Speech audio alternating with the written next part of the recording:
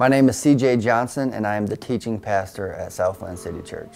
I joined the team here at Southland last year. This week actually solidifies a year for myself and my wife, and we were pastoring at a church in Oklahoma. God led us on. We felt that He was leading us somewhere near the northern Midwest, and like most things, He laid out the plan, and we found ourselves here, and we're excited to be here. When people come to Southland, the one thing that I'm certain they're going to find is the opportunity to experience a living God. And that is probably the greatest discovery in life, is that there is a God and that He cares to interact with us and to have a relationship with us. So that's one thing people can expect when coming to Southland. But secondly is the people. We have, in my mind, some of the most amazing people attending our church. When it comes to community outreach, that is an area that is in constant development here at Southland. One thing that we do is we challenge all of our city groups to have a missional objective to what they do, and to be a part of some ministry outside the church. When it comes to future goals, ministering to the community, we really want to continue to become more and more aware of what are the needs in the community. Being in the South Metro, you encounter a variety of different people. You have the wealthy sector of people and the different needs that they have. And then you also have maybe the more impoverished sector of people and the different needs that they bring to the table. And so we want to be aware of all those things and then figure out creative ways as a church that we can be effective in meeting those needs. My name is Chris Book, and I currently serve as the lead pastor at Southland City Church. Southland City Church is all about the lost. It's about bringing them in. It's about showing them who Christ is. It's about discipling them and then sending them out to do what they feel God's called them to do in this world. If you are new to Southland, when you come in, if you're going to understand what we're all about, you have to understand that we're about the outsiders. We're about the chairs that aren't filled yet. So the single mom that's kind of at the end of a rope, the dad that's about to leave his family, just whoever that might be that doesn't have that faith just yet, we design our services for them. So everything from the awe-inspiring worship music to the highly relevant, highly impactful teaching. And I feel like I can say that because I don't do most of the teaching. We have another guy do that, and he's an awesome teacher. A warm hospital environment right when you come in, a kids ministry that a mom or dad can drop their kids off and not even have to worry about it for the next hour and a half. Everything we do, we design around the person who doesn't know God yet.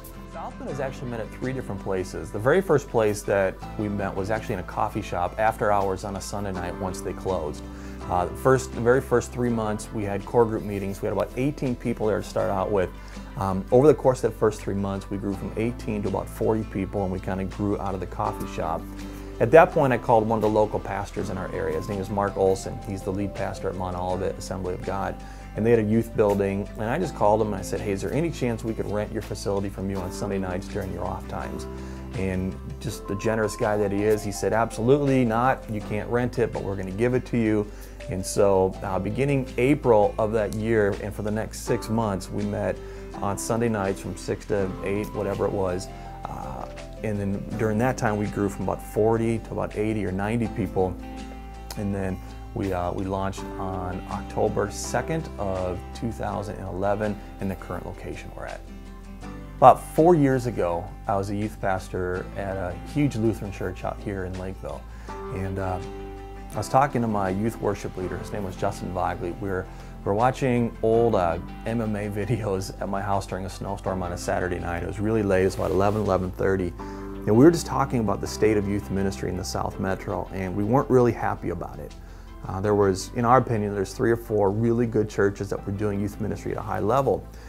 And so we're just talking. We're thinking we have a pretty large staff, pretty large youth ministry. We had a pretty unique position in the South Metro. And so we're just dreaming of ways that we could help other churches improve their game when it comes to youth ministry. Through that conversation, we kept talking about all the kids that had in youth group at our previous 2 churches that we run into at a coffee shop or a restaurant or at a game, and they're not involved in the church, they're not a Christian anymore. And throughout that conversation, we both just at the same time, while watching Kimbo Slice doing MMA, we just felt God drop something in our heart. And we both just kind of had this weird look on our face and went, I think we're supposed to start a church for young people. That doesn't make any sense. They don't have any money, and it's hard to plant a church with young people because they don't have any money, and it takes a lot of money to plant a church. So we thought we were crazy, and so we just decided at that point, we said, let's just go pray about it for 6 weeks. Just on our own, we're going to think about it and pray about it, and then we're going to come back to the table and decide if we're going to plant a church or not. And so we did that, and at the end of the 6 weeks, Justin, he was all in. He said, let's do this. I really want to plant a church. I was not all in. We had a very large, very successful ministry, one of the tops in the entire Midwest, and I thought, I'm not really ready to leave this just yet. I'm having a lot of fun with it. And he just said, hey, let's just fast about it for a week. Get your wife and we'll fast.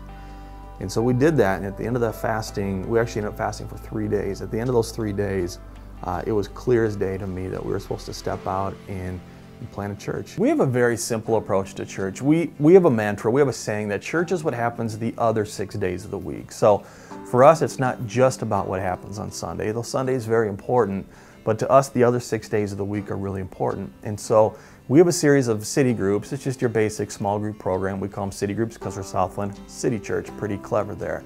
But we have just a network of groups that meet throughout the Twin Cities.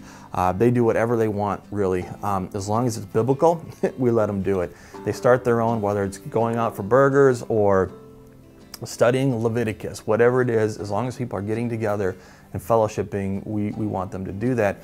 And I think the beauty in our church is in its simplicity. That's pretty much all we do. We don't have a ton of other programs. We don't have a ton of other things for people to do and be busy 4 or 5 nights a week. We ask people to attend service, to volunteer somewhere in the church, and to be part of one city group, and that's it. Yeah, we've actually seen a lot of growth. Like I said, we started with 18 people in a coffee shop, and right now we have anywhere between 205, 215 people on a regular basis that would call Southland their home. To me, the coolest thing about our numbers isn't just that we've transferred people in from other churches. Looking at our demographics, about half are actually people that didn't have any faith before, or they left the church. They weren't just coming in from another church. And these people have acquired a brand new faith in the last 2 years, and we're really excited about that.